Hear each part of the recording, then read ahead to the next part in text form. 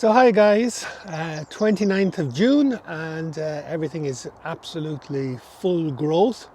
We've just had the summer solstice on the 21st, 22nd of June. I'm not sure exactly, but around that time. And that was basically the longest day of the year. So everything is just growing like crazy, everything is luscious. We've had some great rains, so plenty of rain, and also some heat waves, so a mix of weather. So everything is really growing, and I'm going to give you an update now on where everything is, and I'm going to show you how everything is growing. Okay, these are the raised beds, and you can see peas. We've harvested and eaten the peas, so that's fantastic. You can see a little bee there going in for pollination. The lettuce, just brilliant. We've been eating endless lettuce. These raised beds, one of the lessons I've learned, they're fantastic. Ooh, I see in there strawberries. You can see some strawberries. Now, we're not getting that many strawberries, but they're actually, I see in the raised beds here that they're actually kind of better than out in the field. So there's one there. I could harvest that one and eat it. Okay, it doesn't look great, but I'm sure it's very, very sweet. Very, very sweet. Delicious. Okay, so there are strawberries in there as well in the raised bed, but the main thing is the lettuce. So we can just pop out and get lettuce when we want, and the peas are also have done fantastic. I think one of the big lessons is kind of zero maintenance.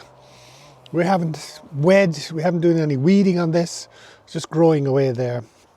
You can see the grass is coming up really weedy.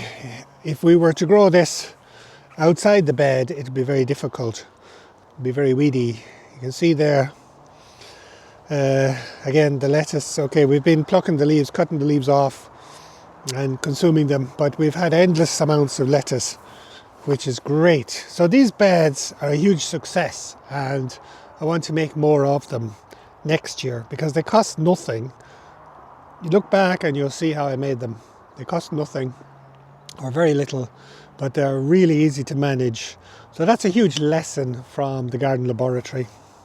Okay, I'm just going to go into the glass house and see what's going on in here and show you. Okay, just here in the glass house. Okay, these are tomatoes. I just had too many. I couldn't put them all into big pots, but even these ones will produce something. And I'm just watering them every day, but obviously they don't do anything in a small pot. Parsley. This is great to have your own parsley. We use it for the cooking. We need to have maybe more herbs. That would be really good. Strawberries, they do well in the glass house. I need to get those pumpkins planted out. You see pumpkins there, or melons I think they are. Okay, tomatoes. Again, we have a few plants here. We have so many plants that we didn't know what to do with. And, I planted some in big pots. So we will get tomatoes from the glass house, but that's not the objective. And you can see here, these are peppers. We need to, plant them in bigger pots or do something with them. But again, lots of tomato plants, lots of lettuce plants. These need to go out, need to be planted. But more tomatoes than I can handle, that's the thing. They start off tiny, but when they get to this point, they just grow and grow, and you need so many pots. But I love tomatoes. I love growing tomatoes. Okay, so I'm just gonna go down to the main garden and see, well, first of all, we'll see the hens and see how the hens are getting on. Now, the hens, we're getting 3 to 4 eggs every day. And, it's absolutely a pleasure. I really love having the hens. The hens are kind of a real interest you can have. Now, let me turn the camera around. Okay, there's the fence. The fence, I move it. The fence is brilliant. So again, this is a real lesson of the garden laboratory. There's the hens. They become real pets, I suppose, and which is good. You want your hens to be happy. Here's another girl there. The whole kind of tractor thing, it's all working fine. I'm not even moving it anymore. The hens, I'm moving the fence rather than the tractor. So you can see the whole area here. I just keep expanding it, and it allows the hens to, graze on new areas, and for me to keep down the weeds, especially from the apple trees. You can see there. There's Susie. Susie, how are you? There's my faithful dog. Yeah, not much apples this year, but that's fine. But the hens, absolutely brilliant. And if you check back, I was a bit kind of apprehensive about getting the hens, not sure, but it's worked out to be so good, and I really love these hens. And we have so many eggs. It's incredible. If you're getting 3 or 4 eggs every day, they pile up. Okay, I'm going down to the polytunnels and give you a look at the polytunnels. But you can see, look at the growth, tremendous growth. Again, it's becoming a bush. So again, one of my jobs is to cut things back, which limits, I suppose, the time that I have available to do stuff, because I'm really supposed to be cutting stuff back. Let me look at this apple tree here. This apple tree had loads of apples last year, but there's very few this year. I can see one there. Very few. That one doesn't look very nice. It's a bit knobbly, but yeah, apple trees need to be just protected from weeds. Okay, Susie, let's go this way. Yeah, I'm coming out to the vegetable patch. Again, become weedy.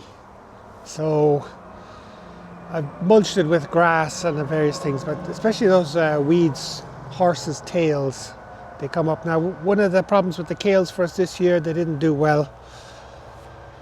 They're all going to seed, to flower, so without really producing much in terms of leaves, so that's become a problem. There's a couple of sunflowers there that I planted, so that'll just make the place beautiful.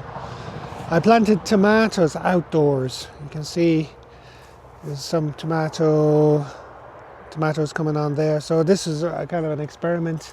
Rather than have them just in the pots, crowded in small pots, like you saw in the glasshouse, I wanted to get them out, see what happens. So be interesting to see how that goes. Again, lots of lettuce, there's some cabbage there.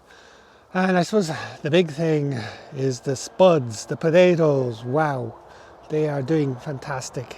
I'm really thrilled with the potatoes, and I'm going to show you that. Okay, these are more kales, lettuce. Again, weeds are starting to take over. But potatoes, here we go. Brilliant. Now, the interesting thing, I've started eating the potatoes. This is late June. And I have to check back and remember when I actually planted them, but it's probably sometime in April. And now we're already eating the potatoes, and I can see we're going to have endless supplies of potatoes between those two beds. So brilliant. Again, some more kales, not doing very well, and some sunflowers. Okay, so we're going to go into the polytunnels now.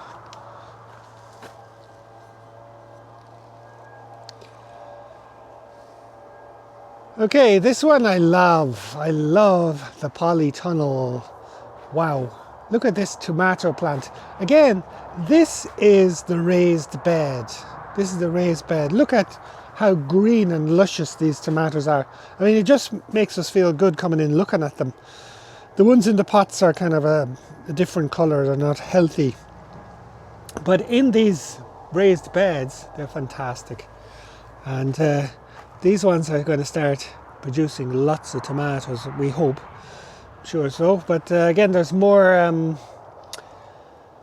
There's more strawberries there. They're all hiding down inside, but hopefully we'll be able to see them and eat them. But they're still flowering, so we'll get more of those. Again, lettuce, we've had lots of lettuce. We've been eating the leaves. We need to plant more, but we've had an endless supply of salads, which is absolutely brilliant. Now, tomatoes, you can see coming on there. There's just basically tomatoes lying everywhere.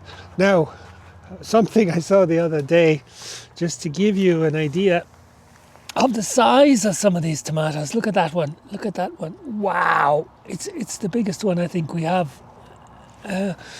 Again, it's a tomato coming out of that bag. So, and there's some more strawberries. So, brilliant. The ones in here, these ones are a different lighter colour, not as healthy as the ones in the bags or in these other big bags that I mentioned. These are really healthy looking tomatoes. So it just gives us a lot of joy to come in here and to look at this jungle of plants. Okay, so let's go into the second polytunnel. This was the one that was overgrown. And you can see now we're at the point of harvesting tomatoes. We're already eating tomatoes. You can see them there coming on. So again, brilliant. I love tomatoes, and this is, I think, my first year to really grow them like this, where they're really suspended and growing upwards. Really, really brilliant. So it'd be interesting to see how they do. You can see the kind of big beefy tomatoes. This is the variety here, and they're growing up along. So this is my first time to really train them up along like a string. So that's really interesting, and that was suggested by AI. Now, look at this here. That's some kind of blight, I think. I probably should remove that. But this is something that happens, I think, because of blight. But I might take a picture of that and see what AI thinks. But again, of course, I'm not going to spray these or anything. The whole idea here is to, keep the doors open on both ends and keep plenty of air moving through the polytunnel, and also don't wet the leaves. That's the thing, because they're going to get the blight, so avoid wetting leaves. But you can check back, you can see when I planted these, and now there's some over here as well. There was two here that didn't do very well, so I replaced them just recently, and they're starting to come up. But again, tomatoes, brilliant, brilliant, brilliant.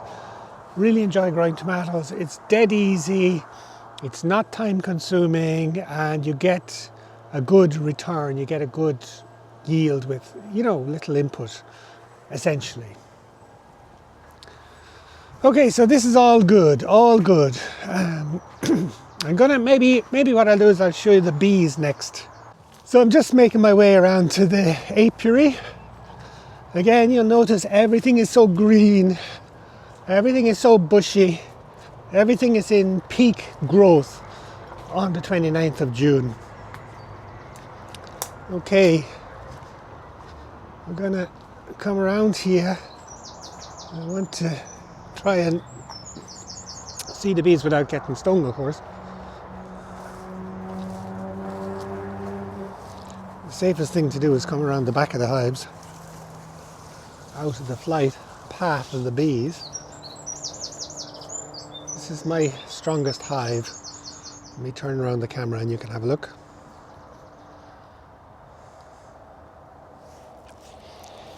Now have a look at this hive. Look, that's the bottom brood box. This is another brood box. Super 1, Super 2, Super 3, Super 4, and under the roof is Super 5. So 5 supers, and each can hold around 10 kilos. So potentially you could get 50 kilos if all of those supers are full. So this is my best hive. This is the one I've already essentially harvested 40 kilos from.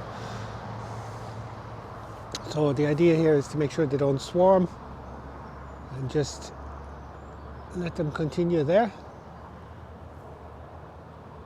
Now it's a bit cool and cloudy this morning, so they're not very active.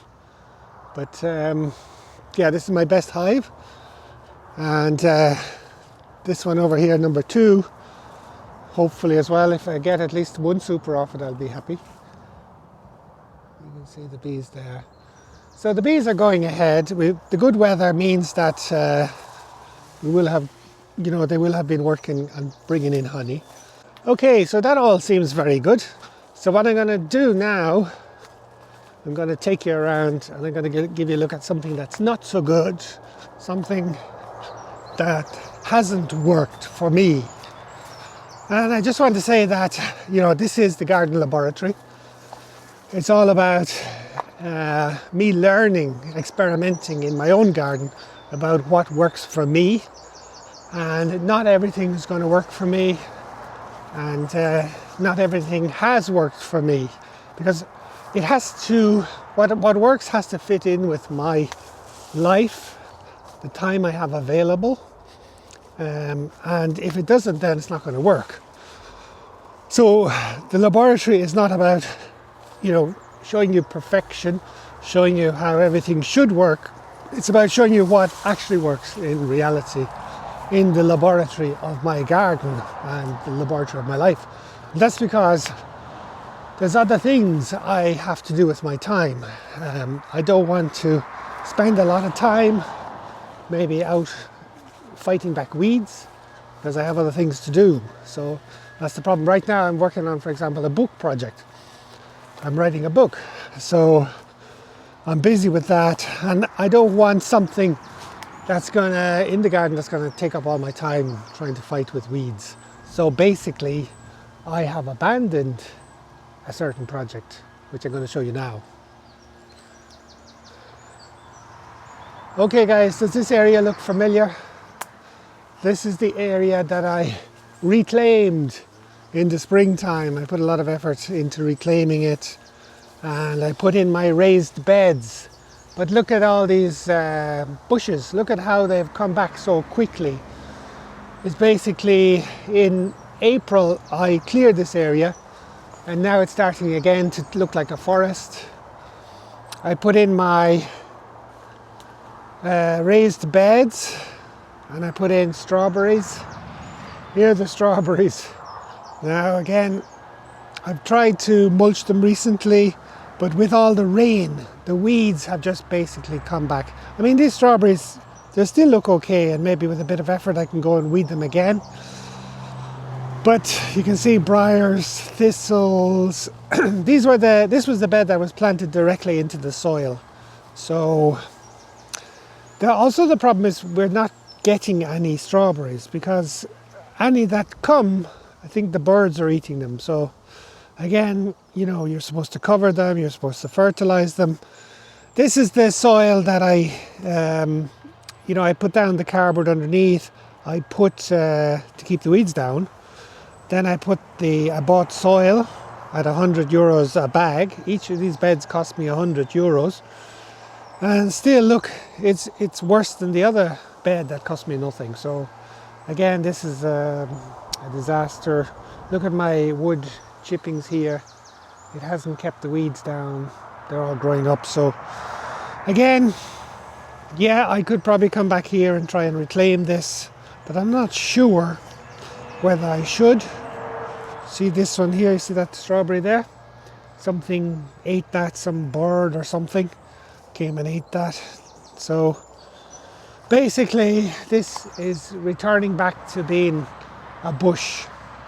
So this aspect of the garden laboratory hasn't worked out compared to, for example, the raised beds, which really fit within my lifestyle, in my time available.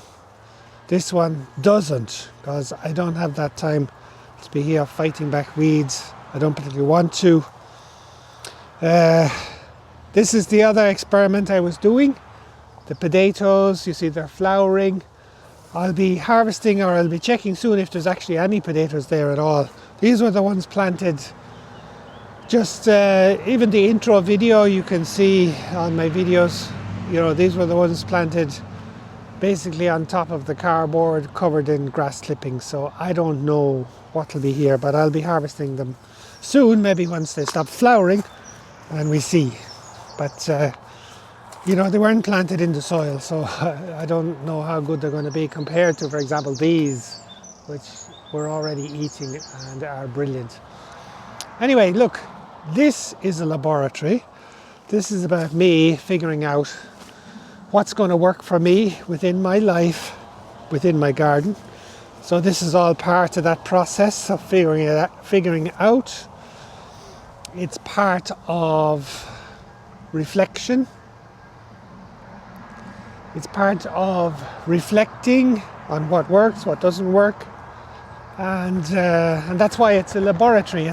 I'm not here saying that everything's wonderful, everything's perfect. No, it's about me trying things out and seeing what happens and learning from that. So that's what the whole laboratory is about.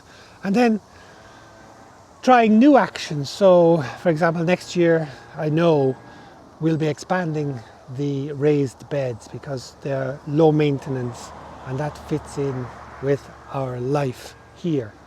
Because I still have loads of other things to do in the garden. I still have to maintain the hedges, I still have to cut the grass, etc. So I don't have the time to be fighting back weeds. So that's a great lesson for me. Anyway, so that's the update from the 29th of June. And thanks for watching, and I hope you've learned something from this. But it's all about trying things out, seeing what works, reflecting on that, and then taking new actions. And the new actions for me will be to expand the things that are working and to drop some of the things that aren't, like for example strawberries. Strawberries are difficult for me.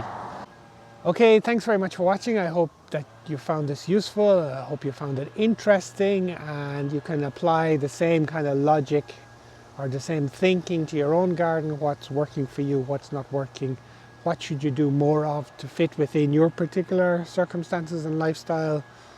And I think if you do that, then you're going to enjoy your garden a lot more instead of forcing yourself to do things maybe that are not working. And I know for me, strawberries here is just, it's not worth it. Because even if I fight back the weeds, something is going to come and eat those strawberries, and I don't want to have to be putting out nets and all of that. So anyway, there's a lot of interesting learning there for me. I hope you found it interesting, and I'm going to do another update at the end of July. Okay, thank you, and watch out for that video at the end of July. See you then.